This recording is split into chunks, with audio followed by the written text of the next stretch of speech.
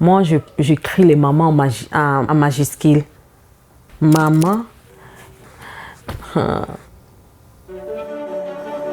Les femmes dans la société, on joue les rôles phénoménaux, incroyables, exceptionnels, extraordinaires.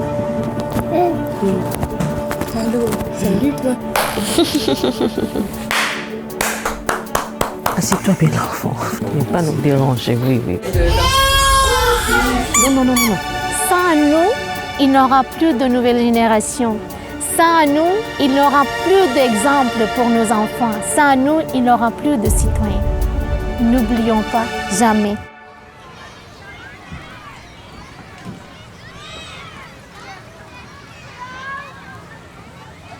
J'avais jamais pensé que je pourrais être mère un jour. Moi, c'était une lourde responsabilité, m'occuper des enfants, tout ça, c'était très difficile. Mon nom est Samuela Johnson, je suis originaire de Sierra Leone. Yasmine Massamba, Azebi, mon pays, République démocratique du Congo. Je suis Dorval Christelaine, Haïti. J'ai des enfants, un dans mon pays et non, je fais 2 enfants en Haïti. un qui est ici, c'est Oracle Kadima. Après autant d'enfants, je viens pour le Brésil. Au total, j'ai 3 enfants. Je fais le 4e enfant aux États-Unis.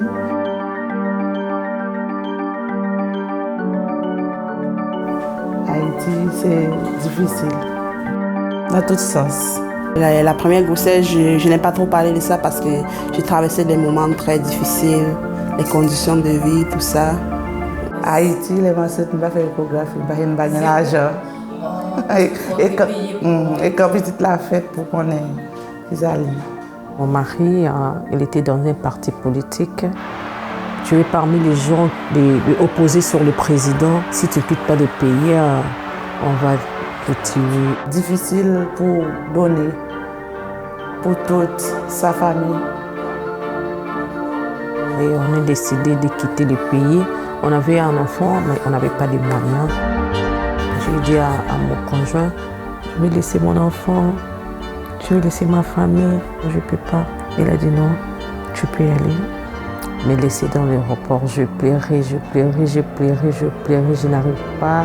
Je n'avais pas même fait le check-in là.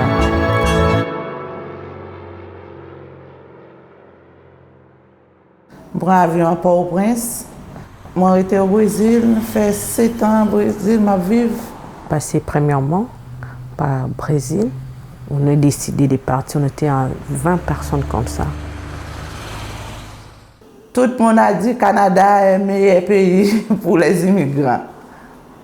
On attendait déjà qu'il y ait les gens qui partaient. Genre, moi, je suis partie par le chemin, on appelle ça le chemin de la mort. J'étais aussi enceinte de 5 mois. Nous prenons l'Équateur, Colombie. Mais le plus dangereux, c'est les Panama, la forêt Panama. C'était pas facile.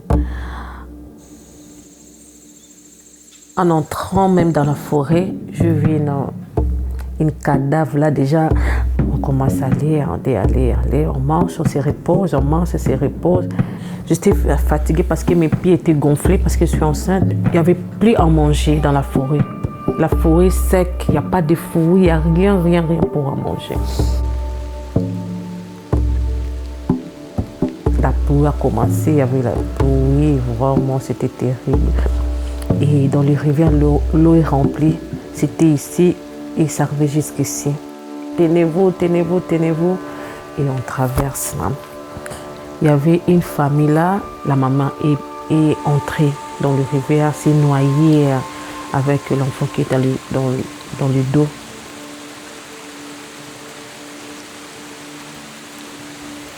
C'était pas facile là. C'était pas vraiment facile. Quand j'étais au Mexique, j'ai eu encore la Sainte.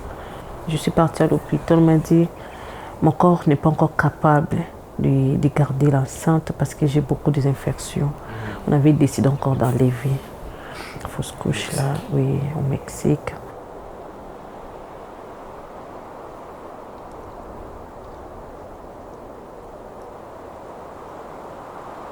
Je viens au Canada le 2 octobre 2022 avec 2 enfants.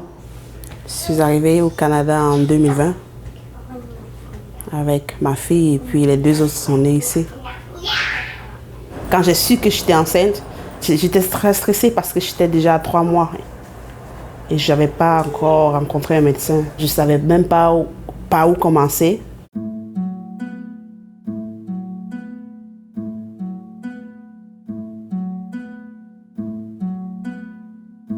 Bonjour, vous pouvez vous asseoir.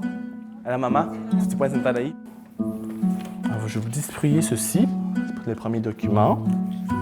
Ça, c'est le cours d'aujourd'hui. La grossesse et ses changements. On va parler de ça aujourd'hui. Est-ce que c'est le premier bébé? Premier bébé. Chaque nuit, la douleur. Pourquoi vous pensez que la nuit, vous avez plus de douleur? La nuit, il n'y a plus de bruit, c'est le silence, il se sent confortable. Puis c'est là qu'il se dit « Ah, c'est le temps que je peux bouger ». Le bébé, il entend tout ce qu'on dit. Tous les bébés en ce moment m'entendent. Ils m'entendent, ils reconnaissent, ils vont pas reconnaître ma voix, ils vont dire c'est qui lui, pourquoi il parle. Alors, je me présente, je me nomme Bruno Hidalgo.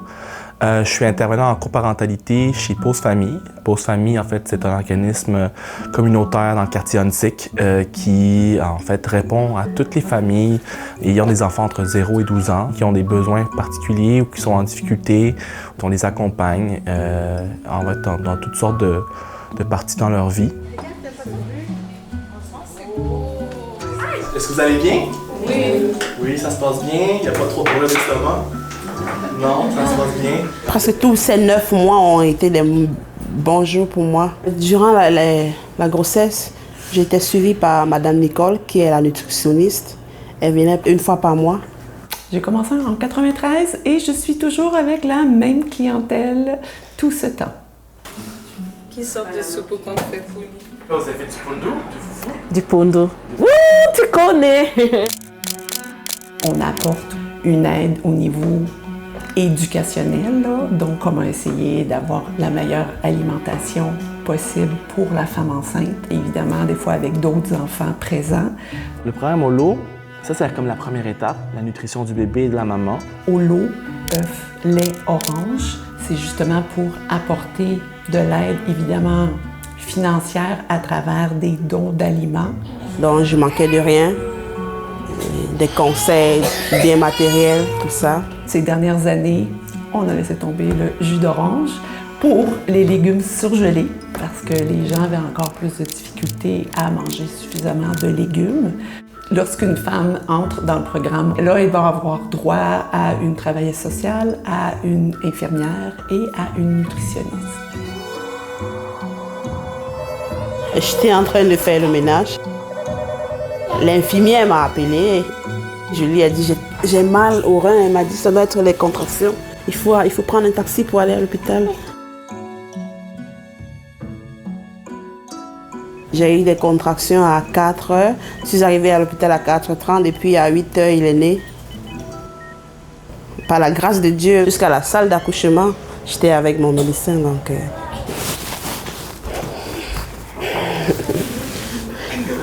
lui, c'est Brian. Je lui ai donné Brian, c'est par rapport à un acteur américain que j'aime beaucoup. Ça fait 3 jours après l'accouchement. L'infirmière vient à la maison, il m'a consulté, il a dit tension très haut, retourne à l'hôpital, je retourne à l'hôpital. C'est des familles, quand on me dit qu'ils ont traversé 10-15 pays en marchant, mais je pense qu'ils sont assez exténués en arrivant ici, puis tout ce qu'ils veulent, c'est se poser. Ça veut dire pas que vous êtes maman, que vous n'avez pas le droit à du repos. Ça, c'est une des choses. Vous avez le droit à du repos, vous avez le droit de le nommer aussi.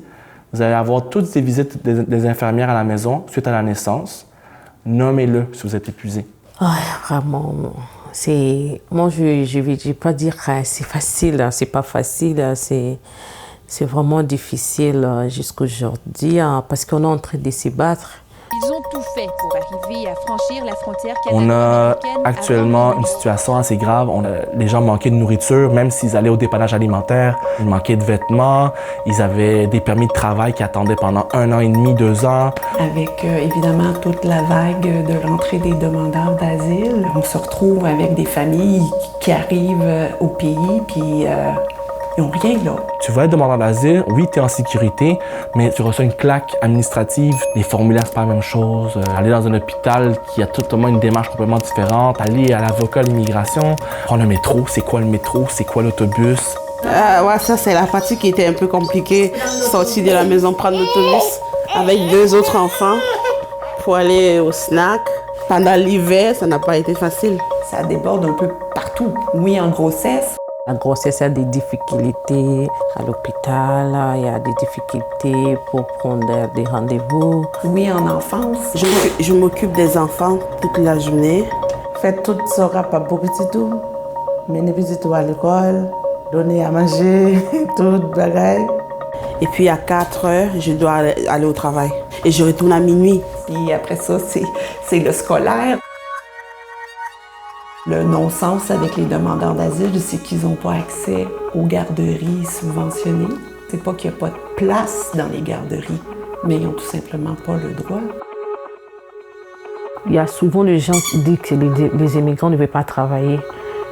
Or, si on a accès aux garderies subventionnées, ça va permettre à plus de femmes d'aller travailler. Tu vas attendre pendant longtemps d'avoir une audience. Tu vas attendre longtemps avant d'avoir un permis. Tu es dépendant d'aide sociale. Nous sommes toujours comme ça, là. On doit attendre, on doit attendre, on doit attendre, on doit attendre. C'est très compliqué. Patience. Il faut être persévérant parce que des fois, tu as tellement de choses en pleine journée. Ma boîte vocale est déjà pleine dès le matin. J'ai des activités à animer, j'ai des visites de naissance à faire. Des fois, elle se remplit avant même que je parte. Et chaque professionnel ne se limite pas uniquement à son petit mandat. Bruno, j'ai oublié de te demander la coquille de transport pour la naissance du bébé. Et le bébé est né aujourd'hui. Est-ce que vous êtes capable de vous déplacer? Il faut être créatif. On se met sur, des fois, Facebook. On va aller chercher des bassinettes. J'ai déjà prêté des glacières de camping à certaines familles, tu sais, au moins pour que la maman puisse avoir du lait. Si les gouvernements n'appuient pas au niveau des subventions de ces travailleurs-là qui œuvrent, c'est de l'œuvre humanitaire là, qui se fait au Québec. Là. On est rendu là. On a beau être très créatif, si on n'a pas les effectifs pour le faire, puis si on n'a pas les sous, ben c'est très difficile.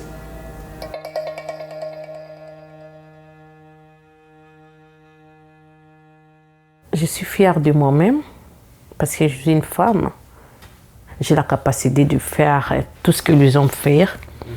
Je vais créer mon entreprise ici au Canada. Ce qui me rend plus fière, c'est juste le fait de savoir qu'un jour, ils vont grandir, ils vont devenir ce que je veux. Et je veux qu'ils étudient, je veux qu'ils deviennent ce que je n'ai pas pu être. Moi, je voulais être ici pour mon petit garçon, pour finir l'école, pour aller à l'université. Pour venir docteur, c'est rêve moi pour lui. Pour venir docteur. Allô, ici c'est une de mes écoles. Voilà, je m'appelle Raki Nasrin. Je travaille au Canada. Je suis une intervenante communautaire scolaire interculturelle.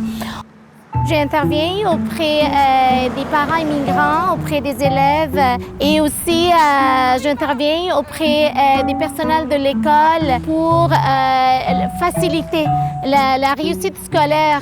Notre service est gratuit, il n'y a pas d'agenda caché parce que c'est des futurs citoyens. Mon plus grand rêve, c'était de devenir médecin. J'ai pas eu cette chance-là. Alors, je ferai tout mon possible pour que ma fille devienne médecin et que mon fils devienne avocat. Je sais que ça va, un jour, je vais réussir. Maman, tu as réussi et je vais réussir, maman aussi, comme toi.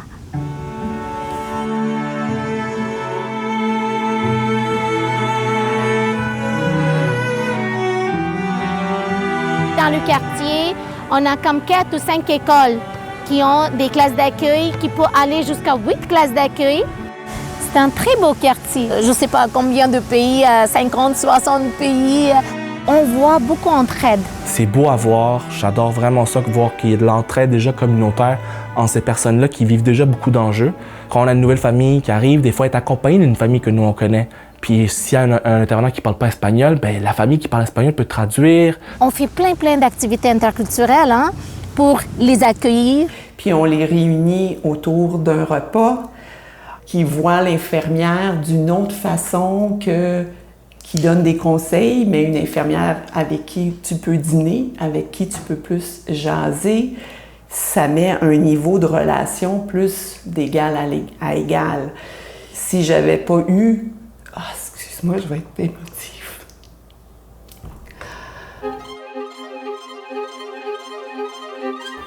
Maintenant, là, je commence à sentir un peu de tranquillité, là. L'espoir est là. Il est dormant, mais il faut le réveiller.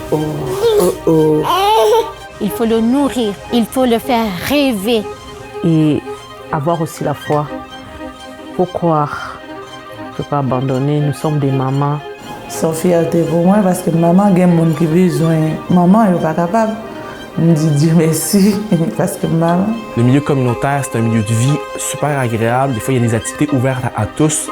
Mais des fois, quand on accompagne une famille en difficulté, on est vraiment très content qu'elle puisse voler de ses propres ailes. Le rêve, moi, c'est pour me rester ici, pour m'acheter un caille, pour me vivre petite moi. On a fait nos allocations familiales, nos enfants vont à l'école, on travaille, on parle français. On voit l'évolution. Il dit, regardez là, votre enfant ne mangeait pas ça, puis là, il accepte. C'est la beauté de ces familles-là, c'est la beauté de leur résilience, de passer à travers tous les défis qu'ils ont passés puis qu'il leur reste encore à traverser. Là, moi, j'ai dit à Araki, c'est pour ça que tu fais ce travail-là. C'est tellement beau.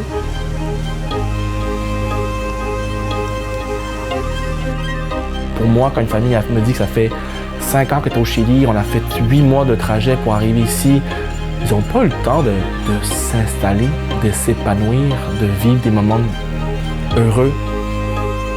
Notre rôle, c'est nous sommes l'arrosoir. Notre rôle, c'est juste arroser un peu d'eau. C'est douce, c'est l'espoir. C'est l'eau, c'est l'encouragement. L'eau, c'est l'inspiration. L'eau, c'est la motivation. On est comme une famille. C'est des gens qui m'ont beaucoup aidé. C'est des gens que j'aime beaucoup et aussi ils m'aiment beaucoup.